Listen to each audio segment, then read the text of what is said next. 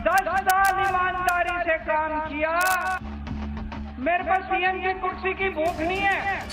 मैंने अपनी जिंदगी में केवल ईमानदारी कमाई है। मेरे बैंक में कोई पैसा नहीं है। क्या बेटा इतना बड़ा हो गया कि माँ को आंखें दिखाने लग गया? सीएम की कुर्सी कुर्बान करने के बाद केजरीवाल ने दिल्ली की जनता को सफाई दी, ईमानदारी पर सबूत पेश किया और बीजेपी आरएसएस के बीच तगड़ी खाई खोदने की कोशिश भी कर दी। केजरीवाल ने अपनी तरकशी से बिल्कुल नए हथियार से हमला साधा। बीजेपी को अब आरएसएस की जरूरत नहीं है। आरएसएस बीजेपी की मां समान है कि नहीं है? क्या बेटा इतना बड़ा हो गया कि मां को आंखें दिखाने लग गया? केजरीवाल ने आरएसएस से 5 सवाल पूछे। ये सवाल सीधे संघ प्रमुख मोहन भागवत से थे।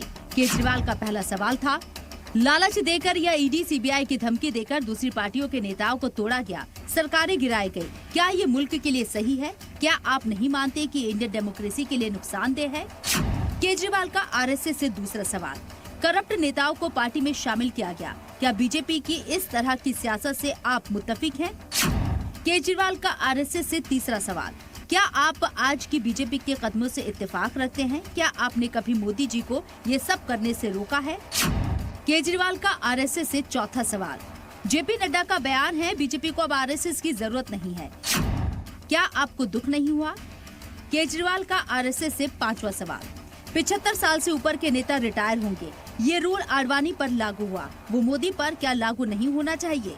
आप ये पूछना चाहते हैं कि नहीं पूछना चाहते? पूरा देश आज मोहन भागवत जी से ये प्रश्न पूछना चाहता है। केजरीवाल ने इमोशनल कार्ड भी खेला। दिल्ली के वोटर्स को अपनी ईमानदारी का सर्टिफिकेट रिन्यू करने की अपील की है। बोले, कुर्सी का लालच कतई नहीं, लेकिन ईमानदार लगूं तो वोट देना। मैं सत्ता का लालच, सत्ता की भूख नहीं है मेरे को सीएम की कुर्सी की भूख नहीं है। मैं अपनी जनता की अदालत में जाऊंगा, जनता से पूछूंगा कि जनता मेरे को बताए कि मैं बेईमान हूं कि मैं ईमानदार हूं। मैं इस दाग के साथ में जी भी नहीं सकता, मैं जिंदा भी नहीं रह सकता। केजरीवाल को मालूम है कि जनता के बीच उन्होंने अब तक जिस हथियार का इस्तेमाल कर वोटों की फसल काटी है, वो हथियार ईमानदारी का टैग है।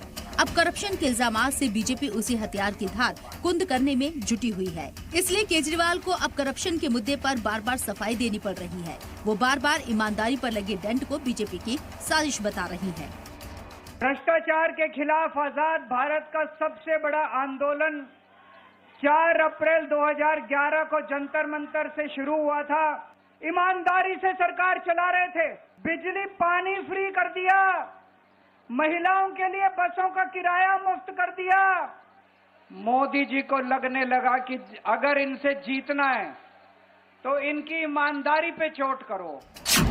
केजरीवाल ने एक तीर से 2 निशाने साधे। बीजेपी पर हमला तो किया ही, आरएसएस को भी लपेटा। दूसरा ये कि उन्होंने अपनी ईमानदार छवि पर लगी काली को बीजेपी की साजिश करार दिया।